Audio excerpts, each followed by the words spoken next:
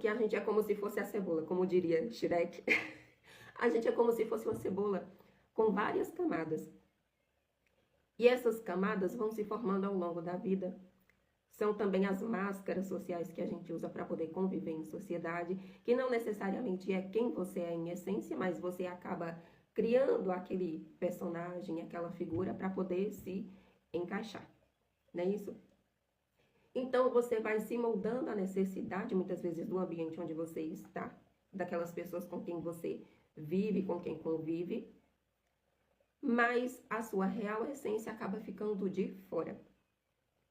E isso me lembra um conto indiano que eu li outro dia, que fala do tigre que acreditava ser uma cabra.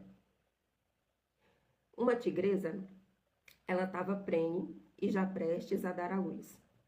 E ela precisava comer, já tinha muitos dias que ela não comia, ela estava faminta. E ela, naquela agonia de achar do que se alimentar para conseguir dar à luz o seu filhote, que ele nascesse bem, nascesse saudável, ela, caminhando na planície, encontrou um rebanho de cabras selvagens. E no momento que ela encontrou esse rebanho, ela pensou, essa é a minha última oportunidade, eu preciso conseguir uma caça para poder me alimentar. E ela, usando das últimas forças que tinha naquele momento, começou a correr. E correu atrás do rebanho e foi um esforço muito grande. E nesse esforço todo que ela fez para conseguir capturar uma presa, ela não resistiu e acabou dando à luz o filhote. E ali mesmo a tigresa faleceu. As cabras tinham se espalhado todas, né, para fugir do ataque.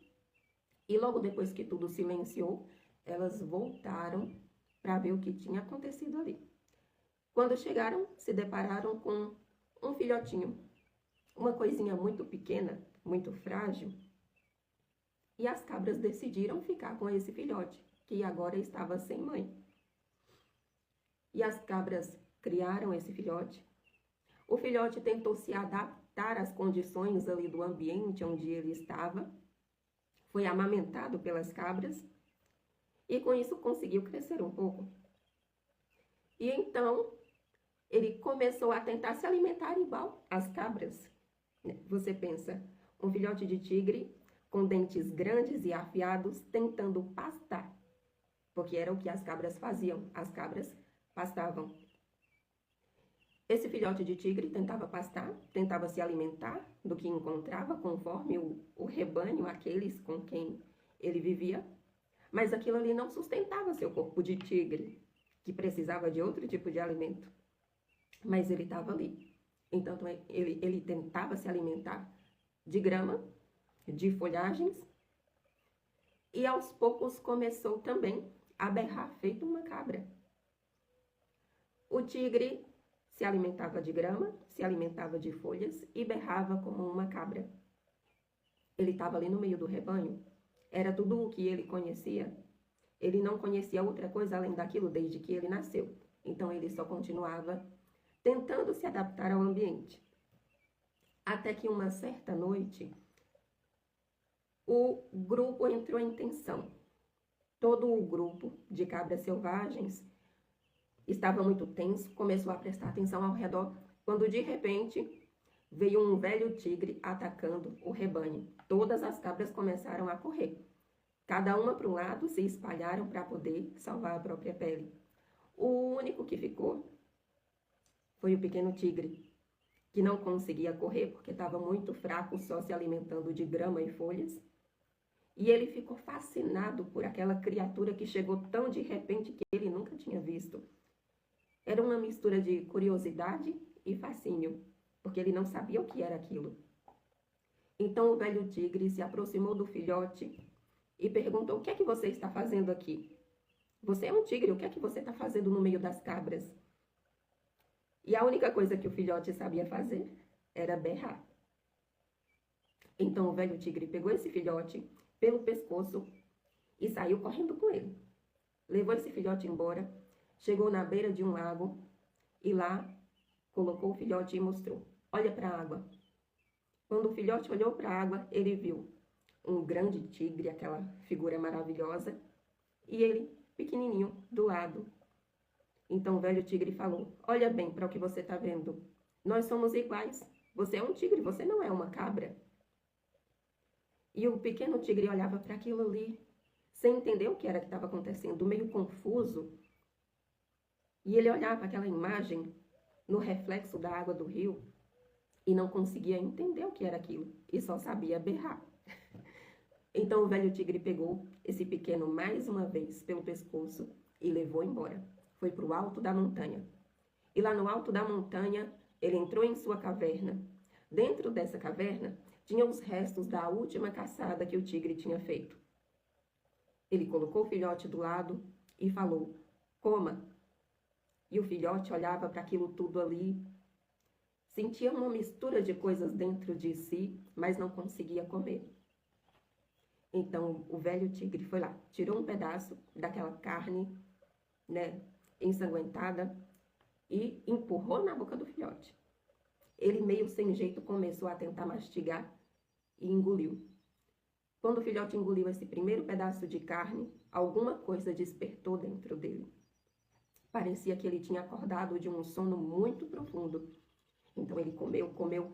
Quando já estava satisfeito, ele sentiu brotar de dentro dele uma vontade imensa, e foi a primeira vez que ele rugiu e reconheceu sua real essência, que era ser um tigre.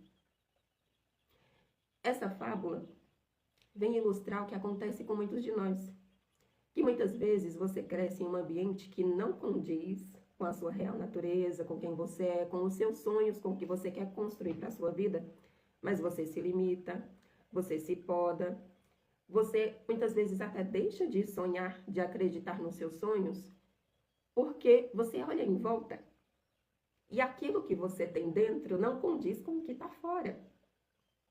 E muitas vezes quem está à sua volta não entende o que você quer, muito menos o que você precisa. Tentar sair desse lugar pode ser bem difícil e muitas vezes doloroso também. É como se você tivesse que tirar uma parte sua fora para conseguir ser quem você realmente é. Muitas vezes, para viver o que você deseja, você não vai poder ter do seu lado pessoas que estão do seu lado hoje.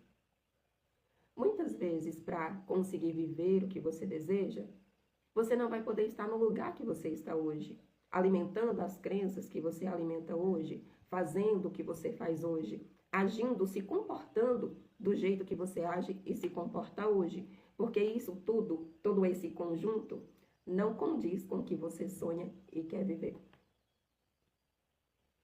Tem muita gente que prefere abrir mão desse desejo, né, dessa vontade, desses sonhos, para se encaixar naquele quadradinho ali, que muitas vezes já foi desenhado para você antes de você nascer, para cumprir aquele papel, para ser aquela pessoa, para viver daquele jeito, para ter tal profissão, para casar com um certo tipo de pessoa, para ter filhos ou não ter filhos, enfim. E tem uma pergunta que eu acho que é a pergunta mais idiota que se pode fazer para uma criança, que é: quantos filhos você quer ter quando você crescer? Por que não perguntar que marca você quer deixar no mundo? O que você gostaria de ser? Filhos são uma consequência, vamos dizer assim, de escolhas que você faz, mas não pode ser um projeto de vida. Porque se esse é o seu único projeto de vida, o que sobra quando esse filho decide viver a própria vida depois de adulto?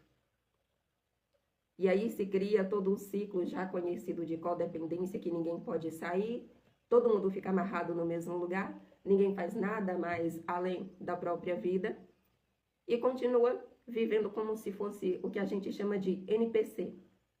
O NPC é aquele personagem que tem nos jogos, que é um personagem não jogável. Ele não faz nada, ele só está ali existindo.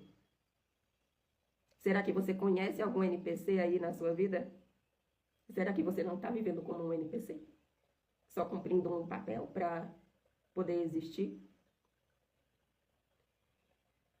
Ter essa consciência, muitas vezes não é fácil.